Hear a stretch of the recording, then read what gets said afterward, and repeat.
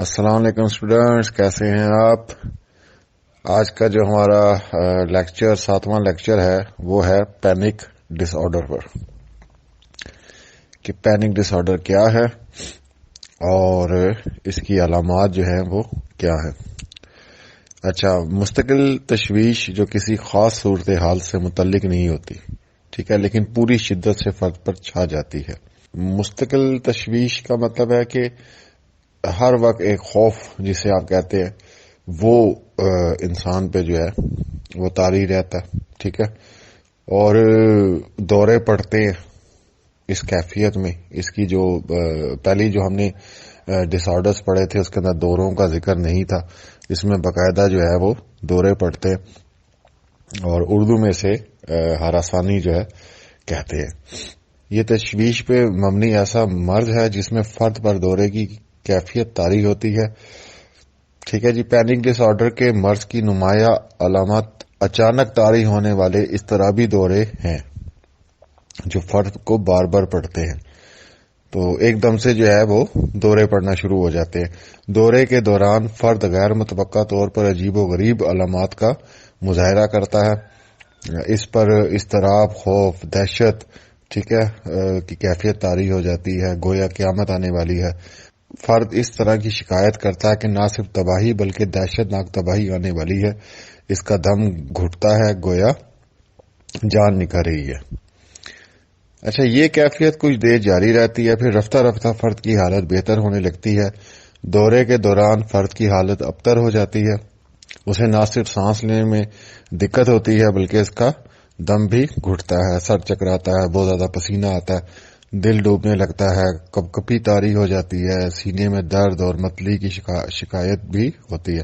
غرضیہ کہ فرد بہت زیادہ خوف اور دہشت کا شکار ہو جاتا ہے۔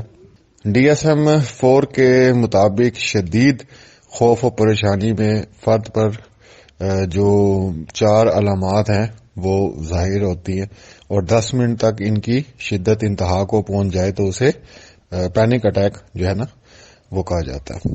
مثال کے طور پہ بے حسی یا سنسنی خیزی کی کیفیت، ٹھیک ہے، کانپنا یا لرزنا، دم بخود ہونا، سانس اٹک جانا، متلی، ٹھیک ہے، معدے میں شدید تکلیف، نفس کا تیز ہونا، دل ڈوبنا، دل کی دھڑکن بڑھ جانا، مطلب اکٹھی ہیں ساری چیزیں، سینے میں درد یا شدت بے آرامی، سر چکرانا، بے ہوشی طاری ہونا۔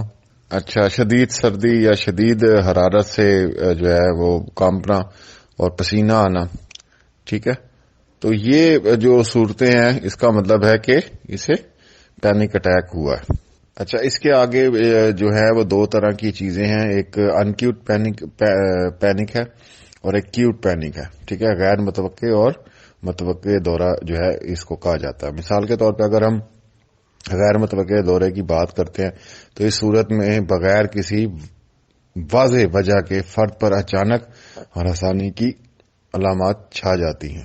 بظاہر دورے کی وجہ سمجھ نہیں آتی، یہ دورہ کسی بھی صورت میں کسی بھی کی موجودگی میں پڑ سکتا ہے، گویا آنن فانن پینک آرڈر کی علامات کا چھا جانا غیر متوقع دورہ کہلاتا ہے۔ مطلب ایک دم ہی جو ہے وہ بندہ کانپنا شروع کر دے اور شدید سردی کا یا مرنے کا خوف اس پہ طاری ہو جائے، یا غیر حقیقی تاثر یا عدم شخصیت کا احساس اسے ہونے لگ جائے، پسینہ آنے لگ جائے، تو یہ سب ایک دم سے ہونے لگ جائے۔ اس کے لیے مینٹلی جو ہے وہ ارد گرد کے لوگ تیار نہ ہوں، محفل میں بیٹھے بیٹھے بہت دفعہ ایسا ہوا ہے، اکثر ہوا ہے، ہمیں بھی دیکھنے میں آیا کہ اچھے خاصے کلاس روم میں بیٹھے ہوئے ہیں یا باہر کہیں بیٹھے ہوئے ہیں، تو ایک دم سے جو ہے غیر متوقع جو ایک جسے انکیوٹ پینک کہتے ہیں وہ لوگوں کو ہوتا ہے۔ ہمیشہ نہیں، یہ مطلب 6 ماہ ہو گئے یا سال کے بعد ایسا دیکھنے میں لازمی آتا ہے۔ بہت سے لوگ اندرونی طور پہ بیمار ہوتے ہیں، جو ہے نفسیاتی مسائل کا شکار ہوتے ہیں، لیکن بظاہر وہ شو نہیں کر رہے ہوتے، لیکن کہیں نہ کہیں پہ وہ چیز ظاہر ہو جاتی ہے۔ اچھا، متوقع دورہ کیا ہے جی؟ کیوٹ پینک کیا ہے؟ جب ہراسانی کا دورہ کسی خاص صورتحال یا کسی چیز سے منسلک ہو تو اسے متوقع دورہ کہا جاتا ہے، یعنی یہ دورہ مخصوص اور موقع کے مطابق ہوتا ہے. مثال کے طور پہ ایکسیڈنٹ میں ہو گیا یا کہیں پہ کسی کو مرتے ہوئے دیکھ لیا یا کوئی اور ایسی چیزیں، ہزار چیزیں ہیں، اس کا وہ بھی ہو سکتا ہے. آپ کو جیسے کہیں سے آپ گزر رہے ہیں اور خوف کی وجہ سے آپ کے اوپر ایک کپ کپی جو ہے وہ طاری ہو جاتی ہے. مگر اس میں جو ایکیوٹ پینک ہے وہ اس کی وجہ تو ریزن تو آپ کے پاس ہے نا کہ جی آپ گزر رہے تھے، مثال کے طور پہ قبرستان سے گزر رہے تھے، آپ کے اندر خوف پیدا ہوا اور آپ پہ کپ کپی طاری ہوگی، پسینہ آنا شروع ہو گیا. تو اس کی ریزن ہے کہ بھئی یہ چیز ہوئی تو اس کے اوپر جو ہے وہ پینک اٹیک ہوا. لیکن ایک چیز کی ریزن ہی نہ ہو، ٹھیک ہے، اس کو غیر متوقع دورہ کہا جاتا ہے کہ ایک دم سے ہو جائے. اچھا، تیسری صورت میں بھی متوقع دور سے ملتی جلتی ہے، جو اس کی تھرڈ صورت ہے وہ بھی ملتی ہے. ٹھیک ہے، پینک ڈس آرڈر کا دورہ جو ہے صورتحال سے ہمیشہ منسلک نہیں ہوتا، بلکہ کوئی واقعہ رونما ہونے کے کچھ دیر کے بعد بھی دورے کی علامات طاری ہو سکتی ہے. ایک تو اسی وقت ہو جاتا ہے، فوری طور پہ کوئی چیز دیکھی، ایکسیڈنٹ دیکھا یا کوئی ایسی چیز ہے یا کوئی پرانی یادیں ہیں یا کچھ بھی ہے. تو یہ تیسری جو ہے وہ بھی تقریباً اسی طرح کی، لیکن وہ کچھ دیر کے بعد ہوتی ہے.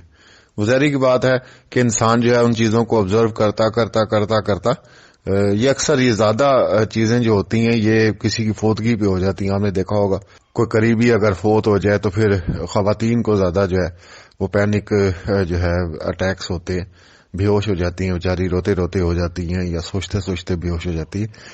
تو یہ ساری چیزیں آپ کی زندگی میں آپ دیکھتے بھی ہوں گے، اور آپ اگر ان کو کاؤنٹ کرنا شروع کر دیں تو یہ ساری چیزیں آپ کو سمجھ آئیں گی. اگر آپ یاد کریں کہ آپ نے ایسا دیکھا ہو تو آپ کو یہ ساری چیز جو ہے پینک اٹیک سمجھ آ جائے گا. اچھا، فرد کو بار بار اور غیر متوقع طور پر ہراسانی کے دورے پڑتے رہے اور فرد ایک ماہ بعد تک بھی اس کے بارے میں فکر مند رہے، یعنی اسے خوف ہو کہ دوبارہ دورے کی صورت میں اس کے حواس جو ہیں وہ بے قابو ہو جائیں گے یا وہ جنونی ہو جائے گا، تو اسے ہراسانی کا مرض کہا جاتا ہے. اس مرض میں فرد کے کردار میں نمایاں تبدیلی آ جاتی ہے. ہراسانی میں دورے کی تکرار اور شدت کے حوالے سے مریضوں میں خاصا اختلاف پایا جاتا ہے، یعنی کبھی فرد پر مہینے میں 2 اور کبھی ہفتے میں 1 یا 1 ہفتے میں ہر روز بھی یہ کیفیت طاری ہو سکتی ہے. فرد پر جب ہراسانی کی کیفیت طاری ہوتی ہے تو وہ شدید خوف میں مبتلا ہو جاتا ہے. اسے لگتا ہے کہ اس کا دم نکل رہا ہے، اسے فالج ہو رہا ہے، دل کا دورہ پڑ رہا ہے یا اس پر کسی اور مہلک بیماری کا حملہ ہو گیا. کچھ مریضوں کو یہ خوف ہوتا ہے کہ وہ حواس باختہ ہو جائیں گے، کیونکہ بار بار دورہ پڑنے کی وجہ سے وہ خود کو جذباتی طور پر کمزور سمجھنے لگتے ہیں. ہراسانی کی وجہ سے فرد معمولی طور پر بددل ہو جاتا ہے. اس کا اخلاقی حوصلہ پست ہونے کے علاوہ اس پر شرمساری کی کیفیت بھی چھائی رہتی ہے. اس مرض میں کچھ لوگ جسمانی مشقت سے کترانے لگتے ہیں، بعض تو ملازمت چھوڑ چھاڑ کر گھر بیٹھ جاتے ہیں. کچھ افراد کو خدشہ ہوتا ہے کہ ان کی زندگی بگڑ رہی ہے، انہیں دھڑکا ہوتا ہے کہ ان کے عزیز و اقارب انہیں چھوڑ جائیں گے. مطلب اس خوف کی وجہ سے جو ہے یہ مرض دیکھنے میں آتا ہے. ہراسانی کا مرض بھی زندگی کی فشاری تجربات سے منسلک ہوتا ہے. یہ مرض بھی عموماً بلوغت کے دوران شروع ہوتا ہے. بعض اوقات ہراسانی کا مرض کھلی جگہوں کے خوف سے بھی منسلک ہو جاتا ہے، تاکہ یہ اس کے بغیر بھی ہو سکتا ہے. اچھا، یہ اب آپ کے سامنے پینک ڈس آرڈر کی جتنی ڈیفینیشن تھی وہ میں نے رکھ دی ہیں. کیوٹ پینک بھی تھا، انکیوٹ پینک بھی تھا، اس کے اندر متوقع دورہ بھی تھا اور غیر متوقع دورہ بھی تھا. اور امید کرتا ہوں یہ آپ کو ساری جو ہے وہ چیز سمجھ آ گئی ہوگی. میں جان کے یہ چھوٹی چھوٹی مس بھی کر سکتا تھا چیزیں، لیکن یہ آپ کے لیے جاننا بہت ضروری ہے. اگر آپ پیپرز میں یا ایگزامینیشن میں جو ہے ان میں سے 3-4 لائنیں بھی لکھ دیتے ہیں، اگر کوئی چیز آ جاتی ہے اور اگر آپ تفصیلی جواب دے رہے ہیں تو میرے خیال سے یہ آپ کو بہت ہیلپ فل ہوگا اور آپ کے لیے مارکس جو ہیں وہ بڑے اچھے آپ کو مل جائیں گے اس کے اندر. اسی وجہ سے کہ بے شک یہ لیکچر 10 منٹ کے، 12 منٹ کے یا 15 منٹ کے بن رہے ہیں، لیکن آپ کو کلیئر ہوتی جا رہی ہے ایک ایک چیز. اس سے آپ کو کیا ہوگا کہ DSM-4 جو ہے اس کو مزید زیادہ آپ کو سمجھنے میں آسانی ہوگی. تو اگلا جو اب ہم انشاءاللہ پڑھنے لگے ہیں وہ عمومی تشویش کا مرض ہے، جنرلائزڈ اینگزائٹی ڈس آرڈر جو ہے، GAD اس کو بولتے ہیں، اس کے اوپر ہم بات کریں گے انشاءاللہ. اور اپنا بہت خیال رکھیے گا، اپنے دوستوں کے ساتھ ویڈیو شیئر کریں.